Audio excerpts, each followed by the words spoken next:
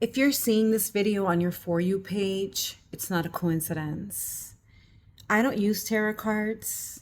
I just channel directly messages from God. This is very specific, so please use your discernment. It may not be for you. It's very specific, but this is about love. This is about romance, which is unusual from my typical content. But I'm hearing this song repetitively.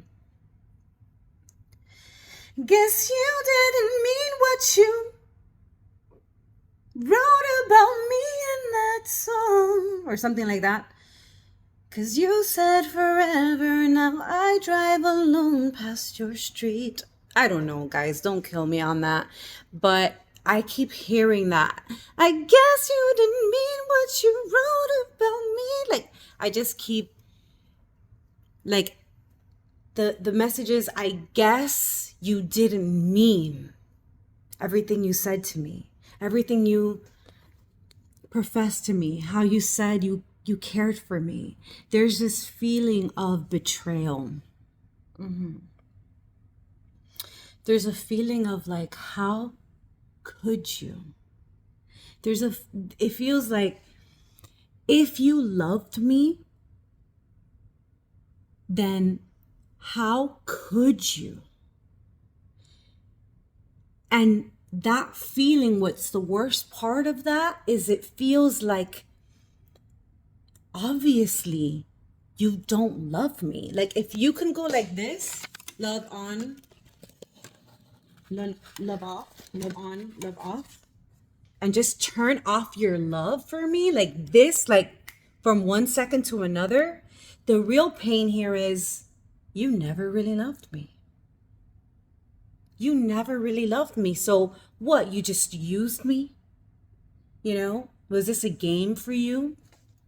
That's the feeling. It feels like your first love or the love of your life, betrayal, like never saw it coming, disbelief, how could you? And this very innocent, pure, loving, just suffering of like missing someone who was very special to you, who like filled your days with so much joy and so much love and helped you to connect so much more deeply with yourself and with love, and you just liked who you were around them. It just feels like that kind of Notebook type of love. If you're a girl, you know what I'm talking about with the Notebook reference. And now it's all gone. And not only is it all gone, maybe they didn't cheat. Maybe they didn't just seemingly replace you with another girl or another boy, another man, because this is not specifically for one gender. It could be whichever gender. Maybe they just ghosted you. Maybe they just stopped talking to you. Maybe they just moved out. Maybe they just moved somewhere else. And you're just left feeling like, if you really loved me, you wouldn't do that. You wouldn't have done that. And this message has come to you because this is God talking to you. Okay? If you're still with me to this point, please subscribe. My name is Erika. Hello. I channel messages directly from God. If you still are here with me, this is for you. Okay? You need this message. Sometimes, listen closely because this may not make sense to you at first. Sometimes people love you enough to hurt you. What are you talking about? Okay? What are you talking about? People who love you don't hurt you. Yes, especially when we're talking about 3D relationships, right? There's an agenda. You're supposed to give me this special type of love. And if you fail to meet that agenda, then our love is destroyed, right? Okay. But real love, though, the kind of love that blesses and that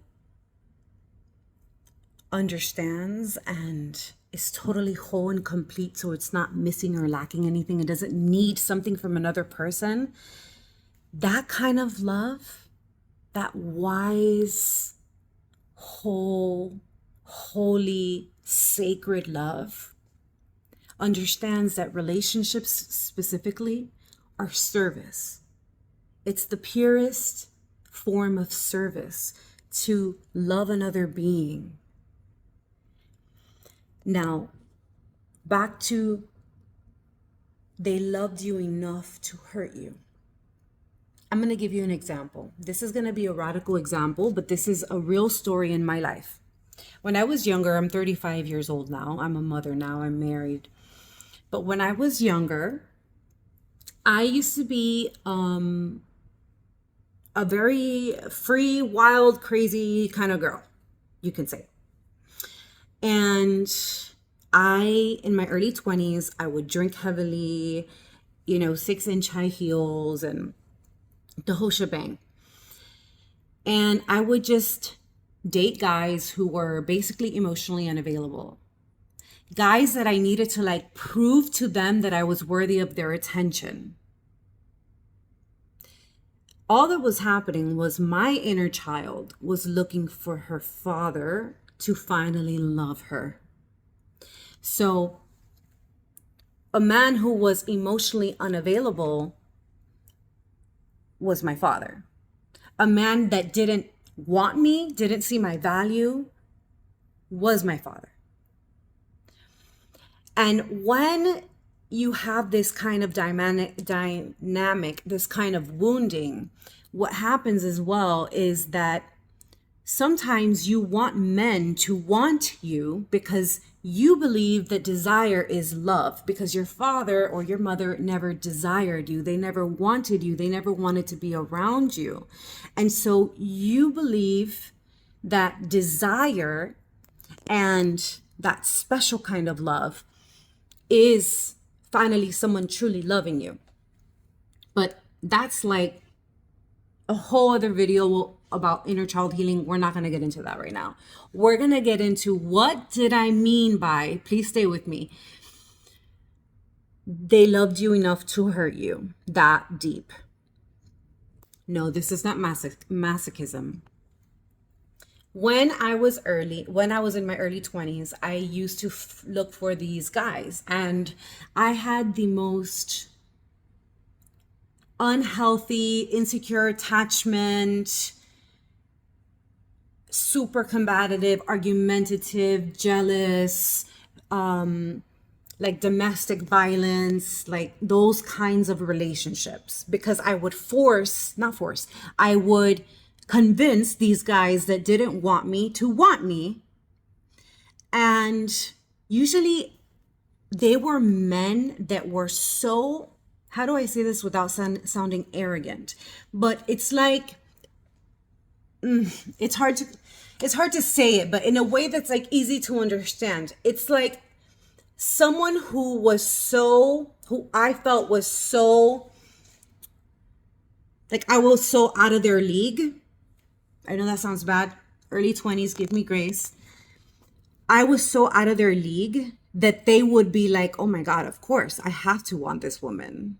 I have to want this woman. She cooks for me. She cleans for me. She's super sensual. She does all these things. I'm not going to go into specifics. And on top of it, she's independent. She makes her own money, XYZ.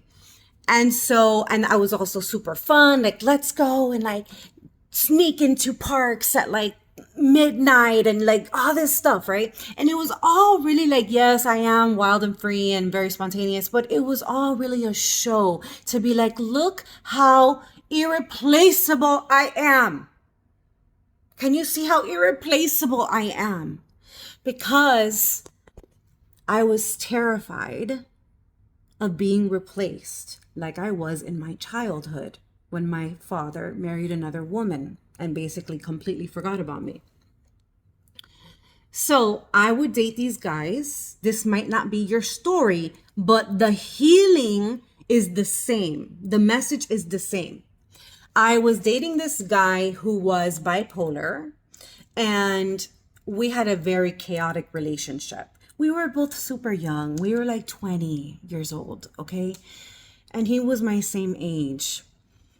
But one time, oh God, this is going to be such a longer story than I thought it was going to be. But stay with me, stay with me, stay with me. If you're going through this, stay with me.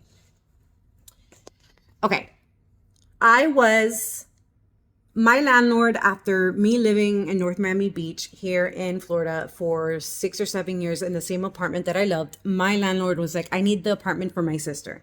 At that point, I had no money saved. I don't have a mother or father. I don't have family. I didn't have anyone who can help me. It's always been me on my own since I left when I was 18. I never asked a cent from no one. I always took care of myself.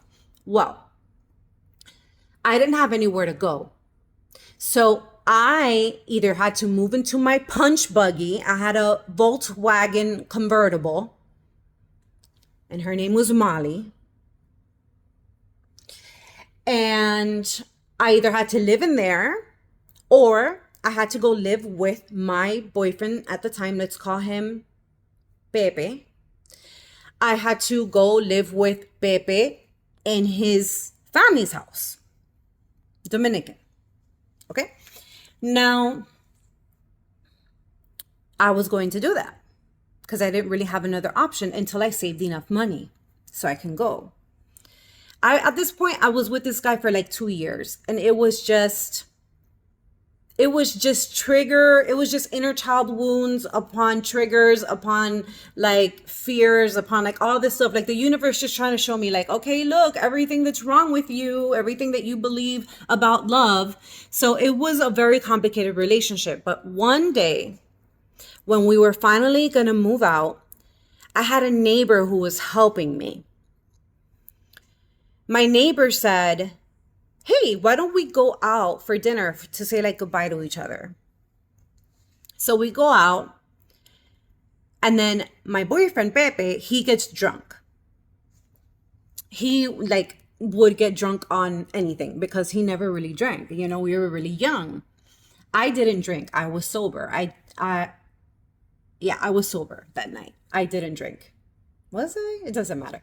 Anyway, when we got back home, like my boyfriend, Pepe, had a terrible attitude, right? And mind you, this was the day before I had to leave the apartment. Everything was packed up. Everything was ready to go. I just had to go to his parents' house the next day. Well, we got into a huge fight, and I told him, you know what, just leave, which would happen typically because he was an avoidant, and he's avoidant attachment style, get into an argument and just leave. And I'm insecure attachment style, which I've healed, but it's like, no, please, no, I'm not at peace until we talk. And this is like, I cannot breathe until we figure this out, you know, that type of thing. So I told him to leave, and then he comes back and he tears down my front door, literally kicks it down. Boom! Boom! Kicks down my front door, gets a knife from the drawer, and comes and puts it at my throat.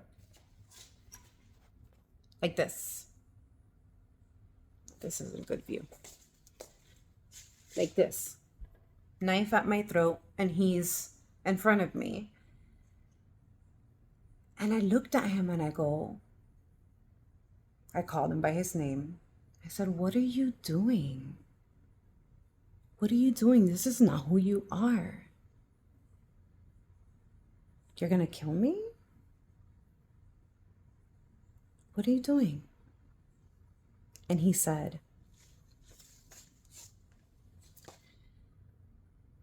this is the only way that you'll leave me. Dropped the knife and left. I never saw him again.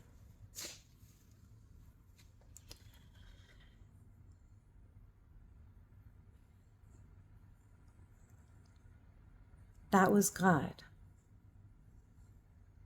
That was a miracle. And in that moment, sometimes the soul breaks character.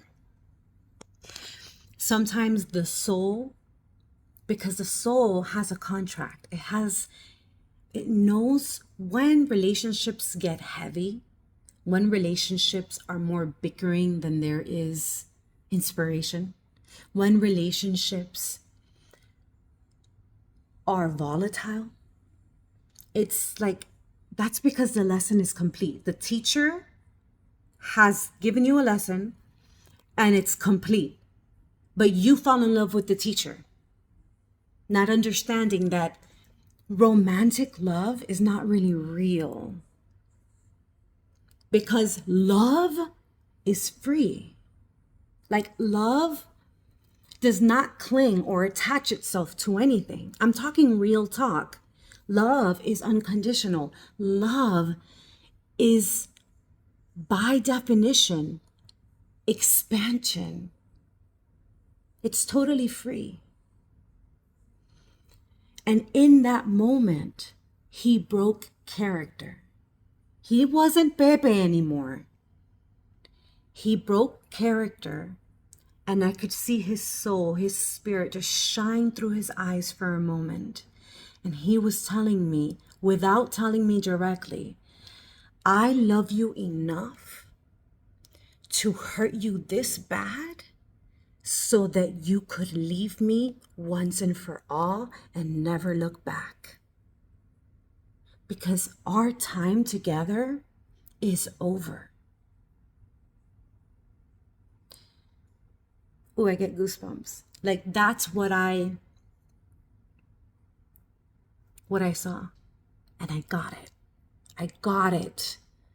Because at the time, I was so unhealed that I would always just find, like, oh yeah, he's aggressive, and yeah, he's abusive, and yeah, he doesn't have a job, he doesn't have anything, a dime to his name, he doesn't care, he doesn't show me affection, he's not mature, he's not any of these things, which is what I was talking about in the beginning, about going for guys that I felt I was out of their league. Because of course, how can a guy that I feel so out of his league, how could he not want me? How can he not fall in love with me?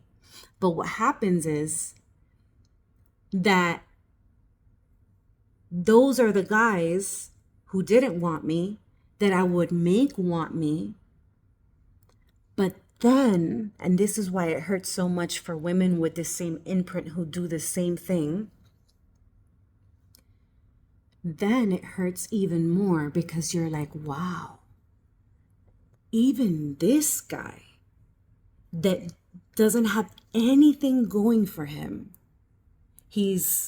and mind you, I know I don't think like this anymore, okay? But in my early 20s, I was like, this guy doesn't have a car. This guy doesn't have a job. This guy lives with his parents. He has no idea what he's going to do with his life. He's a total wreck. He's bipolar. Like, of course, he's going to see me and how put together I am and how loving I am and how sensual I am, because I don't want YouTube to ban this video by saying the sex word, like all these things. So of course he's going to want me. And then when that guy doesn't want me in the end, or whatever, didn't end up wanting me, it hurts so much more, because then you feel like you're worthless. Like, not even the homeless guy on the street would love me. Okay? So it's all a lot of healing, guys, a lot of healing to get to a place of, I will grieve this loss. I will grieve this ending, but I will also have faith and know that God is with me, and this person is not the best fit for me. It's not necessarily that I'm going to find someone better than him. I'm just going to find someone better for me than he was, or than she was. So some people, including your father or your mother, if you were abandoned, I was abandoned, both my mother and my father left me. And again, God showed me, the Holy Spirit taught me when I get these messages, that sometimes people love you enough to let you go because them being in your life would cause more harm than it would good. Sometimes, in other words, sometimes people hurt you so that you could move on from them, because them being in your life is not good for you. It will be more of a, it will be more painful for you, more harmful for you than it is a blessing. So they love you enough to hurt you enough, just enough, for you to go, for you to let them go. And that's love. I know that sounds crazy, but if you get it, you get it. And if you don't, that's okay. One day you will. One day you'll realize that there's no one on this planet that can make you happy. That's an inside job.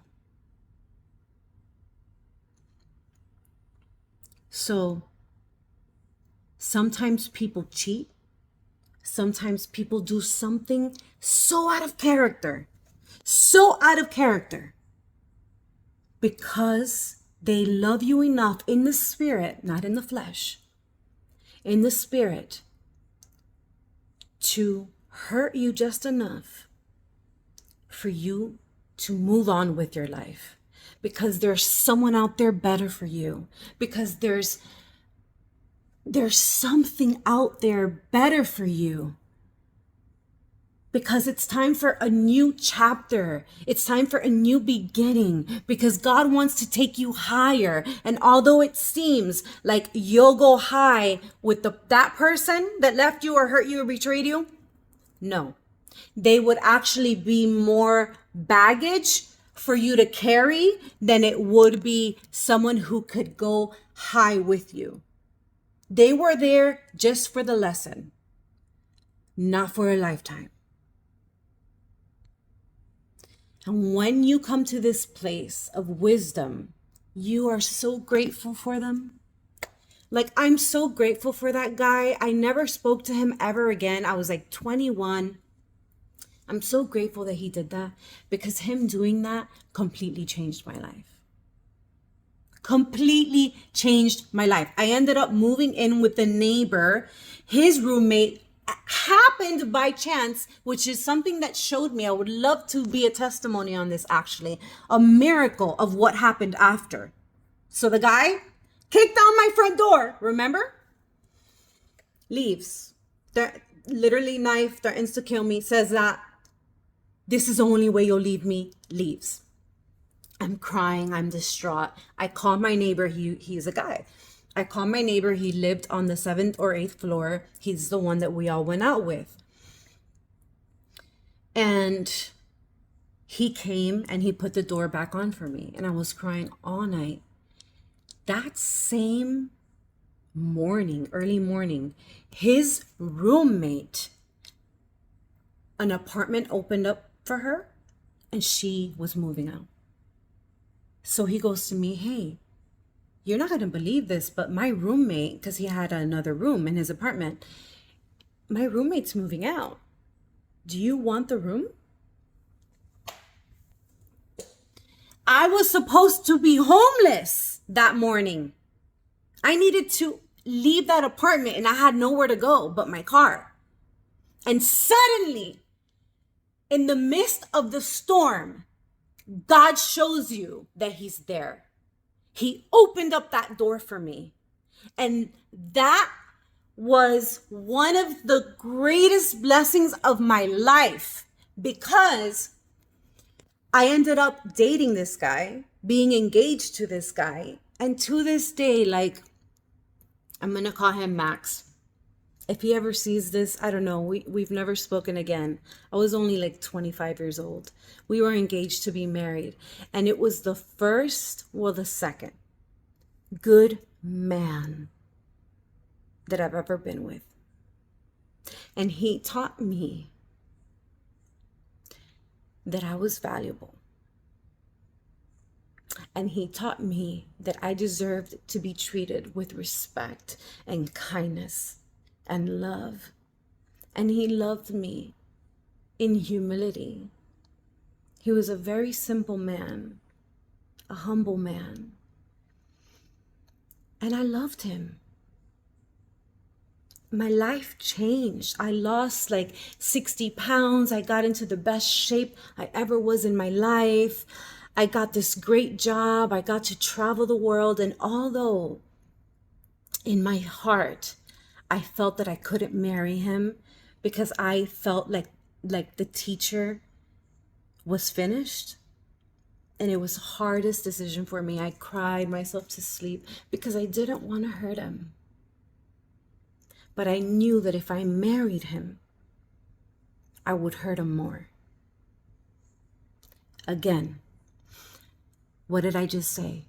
Sometimes people hurt you because they love you. Because in my heart, in my spirit, I knew I would hurt him more down the line. So I chose to hurt him then, to not cut him more deeply.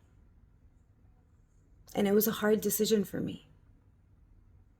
But I went on with my life. I eventually met my husband at church. I eventually found ayahuasca and started healing, just becoming aware of so many patterns of dysfunction and chaos. And I started healing and changing my life. And I became a counselor, a spiritual counselor, an inner child healing practitioner. I mean, I had hundreds of clients. I had my own office here in Miami. And now I have a sacred, blessed union. I have a son. I have my family that I always wanted. We have a sacred relationship. We never even argue.